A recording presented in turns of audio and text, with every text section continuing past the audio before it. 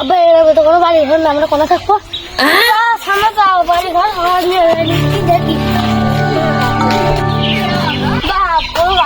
আছে 2 মাস 3 মাস তখন থাকবো আছে।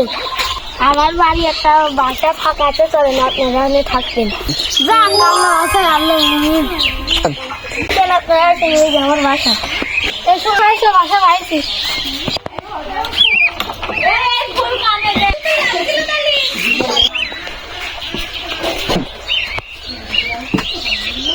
আল্লাহ এটা সালার ঘর। আপনারা এই বাড়ি থাকেন, আমার আর বাড়ি নেই, আপনারা কম ভাড়া দিবেন। তো কালি খান বাবা।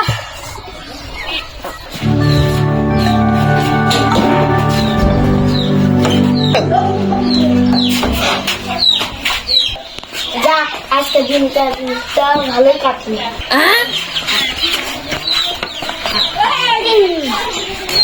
ওই সাথে একটা চাষার মেয়ে এসে, ওই চাষার মেয়ের বিয়ে দিতে হবে। ওই পাড়ায় ওই নাইমির ছেলের সাথে বিয়ে দিতে হবে, ওর ছেলে খুব বড় লোক।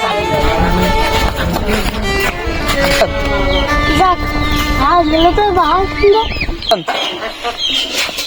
দাদা আপনার সাথে কি একটা কথা কবো? বলো বাপ। দাদা আপনার মেয়ের কি বিয়ে দেবেন?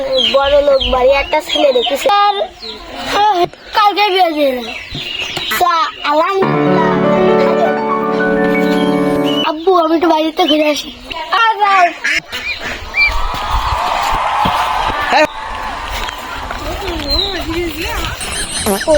কি সুন্দর চেহারা,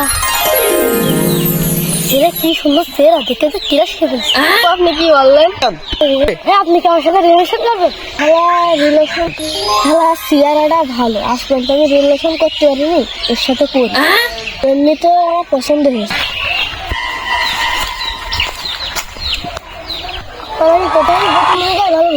আমিও আই লাভ ইউ। নাম্বারে ফোন দেবেন বাই, নাম্বারে ফোন দেবেন। আমি ওর তো ফোন দিচ্ছি, ও কল ধরছে না, ওর বাড়ি যে দেখে আসি দিন। আর একটা ভাই ওর কাছে জিজ্ঞেস করি, ভাই এই গ্রামে একটা নতুন মেয়ে আইলো, ওর কি দেখেছেন? ভাই গোলাপি রঙের শাড়ি পরেছিল না? হ্যাঁ ভাই হ্যাঁ হ্যাঁ হ্যাঁ ভাই, কালকে তো আমি ওর ঘটক দিয়ে এসে বিয়ে দিয়ে দিলাম। আমি বিশ্বাস করি না চাচা। না বিশ্বাস করলে চলো আমার বাড়ি চলো। চাচা বাড়ি ঘরটা তো সাজানো কেন? চাচা হেনা কোথায়? হেনা তো হাঁক দিয়ে গেছে। চাচা আমি বিশ্বাস করি না।